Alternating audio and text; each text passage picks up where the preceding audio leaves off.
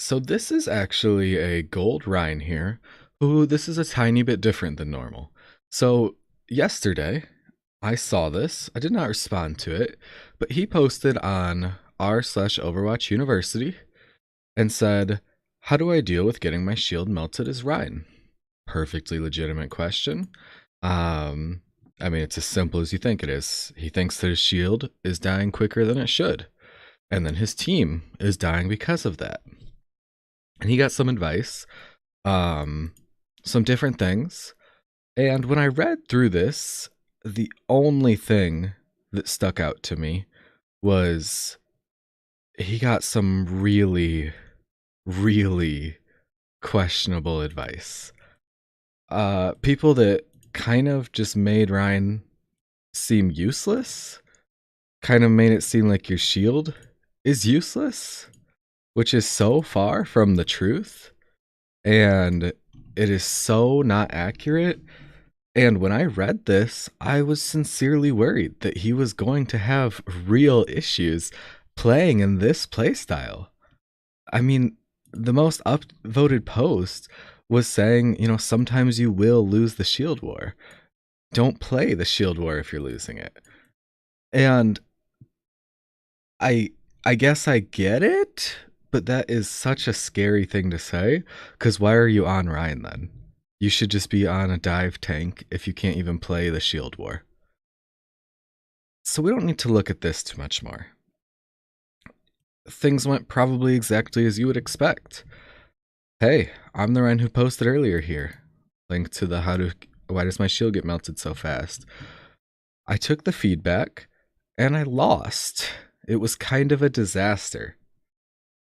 That's not even remotely surprising at all. So he has now posted a VOD. I haven't really read through his comments. Doesn't look like there's too many. Well, we can worry about that later maybe. But let's go through this VOD and hopefully try and show him how to actually play the shield war and actually what's going on, so that we're not just losing for no reason, especially when there is something important like the shield war. You can see Zarya so far. That's all we saw.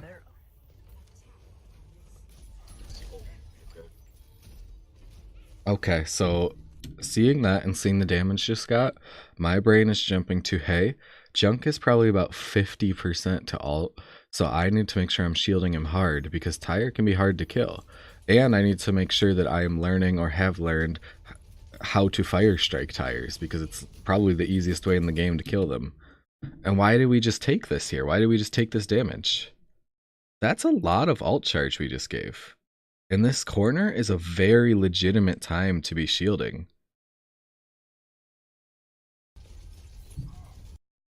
More junk mines flying past, but because we're not the most forward person, he's still feeding ult, or getting ult. Lucky.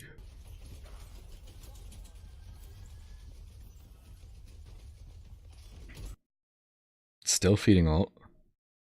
This room is very difficult to push through, and as far as I've seen so far, they don't have a shield, so I don't know why we're not pushing through mid right now. I'll show you exactly what you should do if they don't have a shield.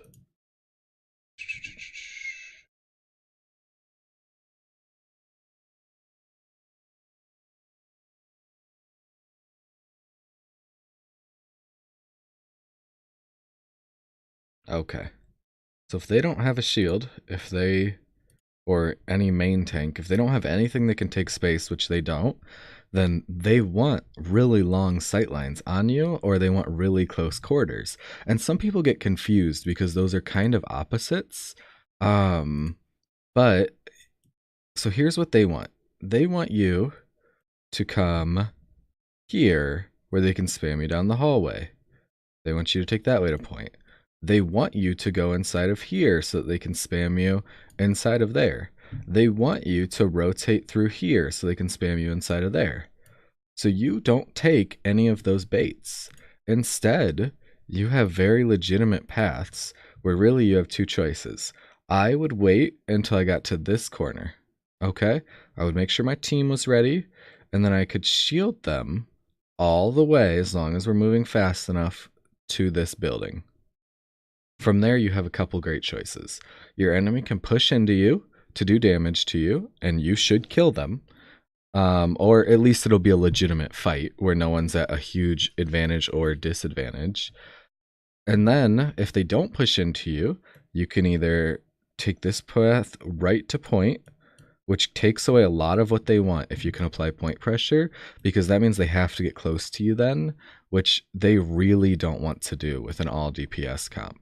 Or you can take this path that's a little bit longer, a little bit more open, so I don't always love it. But either of those would work great. Going in here should get you killed every single time when they massively outnumber you in the DPS category.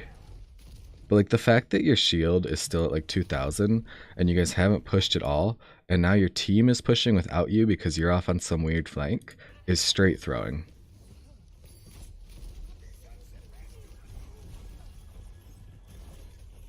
So you've stabilized. Your shield's at 2,000, almost. Make a choice and go one of these ways. Like now. You're killing your team by waiting here. Stop swinging. Just shield forward right now. You didn't even try and shield the tire. So now you could lose the rest of this game just from the fact that if I was your teammate, you've shown me that you're not going to shield me at all. So now I feel like I have a DPS Ryan, which frankly is just a really crappy DPS. So basically you and your enemy team are running the exact same comp right now, except your team has a crappy DPS. And I don't understand. I don't understand this. Yes, she's feeding. As soon as you saw her going in front of you, like here, I would have been at this corner.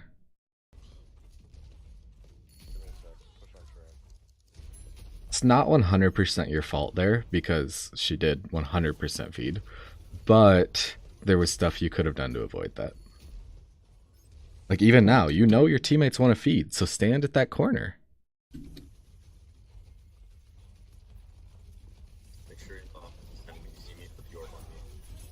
Alright, so that's the third time that we've gotten trapped now, so we gotta be more careful about that.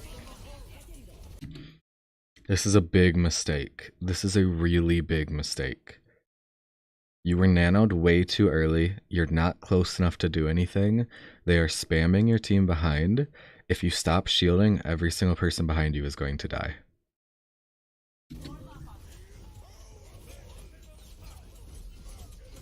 Every single one. And I promise you I did not watch your VOD ahead of time, nothing. That is just scripted. Ryans have that issue at every elo. Ryans have that issue on teams that I've coached. Just die. Just die. Just die. Ryans have that issue on teams that I've coached. Ryans have that issue in Grandmaster. They think because they got nanoed or because they got amp up speed boost, whatever, that they have to swing and try and get a kill. That is not the case in the slightest. You would have had to get 3-4 kills there to make up for what you ruined by not shielding.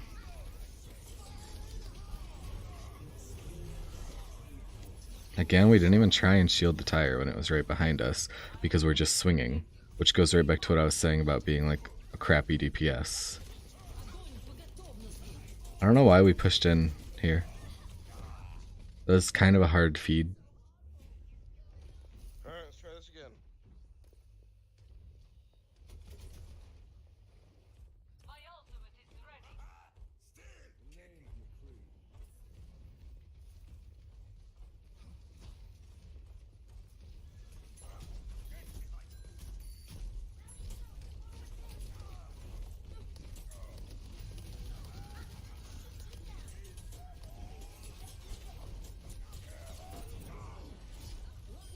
Nice.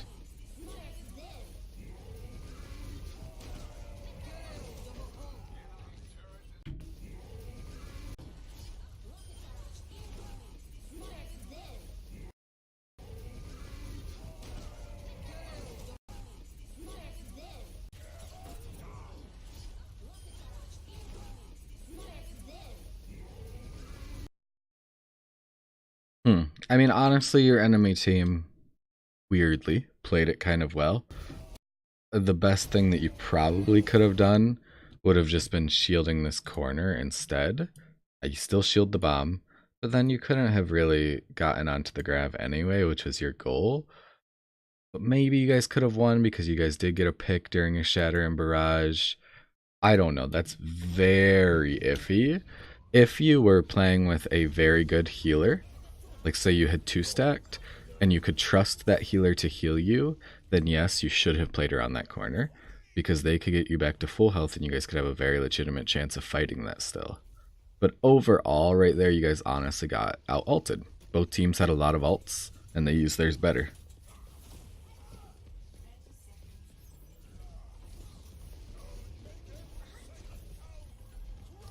So this is chaos, and in chaos like this, you just need to try and get to point fast. Your enemy team has very little point pressure, and they need to...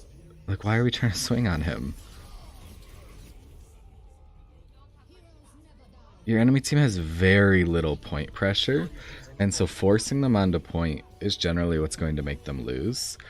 Or the other alternative is you figure out who's gotten the most kills on your team, because your team is very spread. You figure out who's gotten the most kills, is doing the best, and you shield them to point. But like going into like tight and close space with the Junkrat, that's not solid.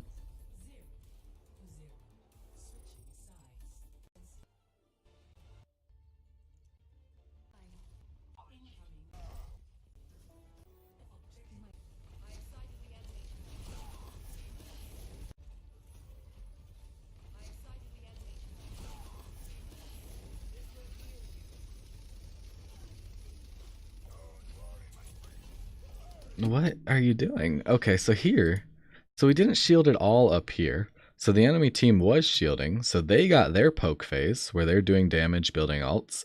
But because you didn't shield, your team didn't get any of that poke phase. And then when you finally did shield, you fell right back. You're playing against an Orisa too. Orisa wants you to fall back. That is a major yikes on our positioning and shielding decisions. And I think it's partially because of the advice you got yesterday telling you basically not to shield, which was terrible and shows right there.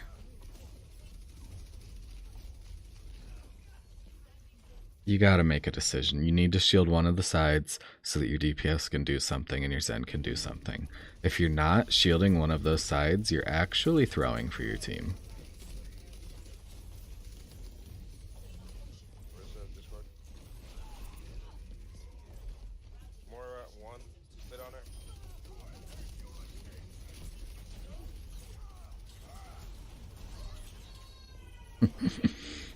Nice.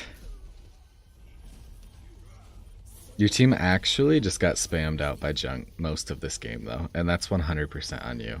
Same with like your team having like less ults than them, that's also on you because that's literally from you not shielding them.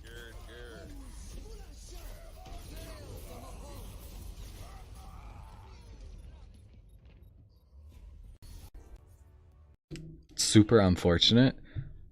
Hopefully some of what I was showing you with how to push here and talking about, you know, not DPSing and stuff like that does actually help you, because I would way rather see you climb here. And I will link a couple very good Reinhardt VODs in the description of this video so that you or anyone else can check them out and hopefully just see like a little bit more what kind of the shielding style of Rein is supposed to do. There is a very legitimate carry style of Rein who sometimes does shield his team a little bit less and does DPS a little bit more. It just depends on the enemy team comp, your mood, your team comp. But let's just make this clear. So our Eichenwald like we're on now, we can go through Eichenwald pretty easily and we can kind of look at the rotations. So we come at a point, and if anyone died, let's stop here or here. And that really just depends on the enemy's team comp and your team comp, if you think they can push you, or if you guys get any value from poking, you can still 110% poke when you have 5v6, 4v6, as long as it's a super far poke like this, so that you won't get pushed. So for example, if say there was a junk trap and a Pharah spamming the door, and as soon as we walk out, we lose one DPS and one healer. But let's say our other DPS who is still alive is a Hanzo, and we still have a Zarya alive. Let's rotate up here with your shield, making sure that we're not feeding ults, because otherwise this is pointless. With your shield, you hard shield right here to let your Hanzo farm dragon, your Zarya farm grav, and keep her charge up. And you guys can have a great time, can still be getting value even though you're waiting 10-15 seconds for your teammate to respawn. That would be how you do that very initial. From there, if your shield is getting absolutely melted, you can wait on one of these two sides. But otherwise, we talked about this. You can shield from here, or from here, or from here to this building. And then you have two choices. You either need to push this way hard. Like there's not a choice, because there's no cover, there's nowhere for your team to go. If you push this way, you're going to push hard, and you're going to push with your whole team. If you push this way, you actually have some play style where you can play around this debris here. You can fall back behind this corner again if your team is kind of losing the initial poke phase. Like there's very legitimate ways to play there. If they are way out DPSing you, you should never, ever, ever end up here, here, here, here, here, inside of this building. It's not going to do anything for you. Okay. Once you've captured Eichenwald first, almost no team ever does any sort of, enemy team does any sort of defense within here. So I'm not even going to like highlight that area. So let's just assume that your enemy team would get set up here. They had an Orisa, so maybe an Orisa shield. Maybe one up on high ground to spam you guys out. Exact same thing, okay? We don't want to end up in here at all. As a team, we don't really want to end up in here because we're going to get spammed out inside of the castle. It is okay if one person needs to go flank to take them off the high ground or something like that. That is totally legitimate. But as a team, like as a Rein, you should not be pushing them off this high ground unless there's just something insane. So what we do here is we do not rotate through this inside. Yes, that seems like a closer path, but that will get our entire team spammed out. And if we aren't super tight and super controlled with our time, we're not going to make it to the enemy. So instead, we let the payload go. We let it go. We let it go. We let it go. We let it go. Hopefully until it gets about like here. What this leaves us now, if we can wait this long, is this leaves us a corner that we can hide behind to get our shield back. And this leaves us a payload that's going to give us passive healing and give our supports or long range heroes somewhere to hide behind. So while we push the Orisa shield with our shield, our supports could stay behind the payload. Say we have an Ana. She has a nice spot to stand in an area that otherwise has very little cover. And that is ideally how you win that. You go into the Orisa shield there, or the Rein shield, or whatever, and you try and win that. And hopefully, pretty rapidly, our enemy team would be forced to take this corner. Because it's not solid to just stand out here in the open. And then the beautiful part is now we can fight them on this corner. Because we have the corner too now. And you just do a kind of a prolonged poke phase, and you push in when you're ready. You do have the attacker's advantage, so if you're pushing the payload, it doesn't really matter where your enemy team is holding. And generally, this should get you past this part. I don't want to see like anything fancy here usually. I don't think there's any point. Say your enemy is holding this corner. I don't see there's any point at all to like flang through this building and drop on them. Like that doesn't make any sense. It's a massive waste of time. And if they have way higher DPS than you, you're just getting spammed out inside of this building. It makes no sense at all. So that basically should get us past that part. Another really important part that teams get stalled out at, and it's not very far at all. So usually you won't get stalled out at both of these, is right here. So your enemy team holds this corner, and people have so many issues because you have to push out in the open. But again, we're going to kind of use the payload as our friend. So the enemy team is all positioned around here. Maybe they have someone back here, maybe back here, but they're generally here. So what we do is we take our payload again, and we let it push, and we actually stand behind the payload while it's pushing. So that gives us so much shield because the payload is so big on this map. And we can shield as need to, or as needed. And ideally, we just let the payload get close enough to where we can push into them. So maybe that's here, maybe that's here. It really just depends on how much damage they're truly doing and how ready your team is to follow up. But we let the payload get far enough, and then we push them really hard all together. If they do have someone playing over here, maybe our Hanzo or other DPS can pick them off. It works really well to push into them like that, take that fight.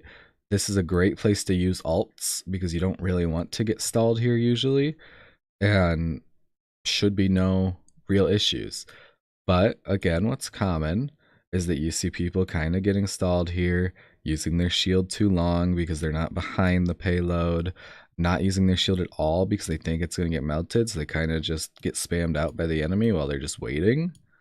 But there is a level of aggression with Ryan that we have to manage. Here, very similar. Any fights here are generally chaos. I mention this though because this is the one time that it actually is okay to push through castle, because you come out so close to all of your enemies and so close to the payload that they can't really reposition. And so if you go through castle, and as soon as you get on the stairs, like 80-90% up the stairs, so like here, you start hard shielding and you just walk your team into them, you should win. Because going all the way around like this can be very difficult, extremely difficult. Here, it's very, very, very similar to first point, actually. Extremely similar. Your enemies will probably hold like one of these corners. The stairs isn't really the most real corner, but very, very similar. You have a long area that you have to cross with your shield, and then you go straight into your enemies. It can be one of the most difficult because you have to know how to manage your aggression when the time to push is. But again, if we're struggling, we just do the same thing. Let the payload be our cover. Push with it, and then as soon as it is close enough, you aggress. Once you have a payload, life on Ryan is so much easier. And if you're not taking advantage of that, you got to start. But I hope you'll notice that the common theme with all of my examples is that they involve using your shield to get somewhere. Every single one of them does. And so make sure that you're thinking about that. Your shield is so valuable. Otherwise, go play Zarya or go play Hog. Like, they do so much more damage if you're not going to be using your shield. And you did not use your shield in this game.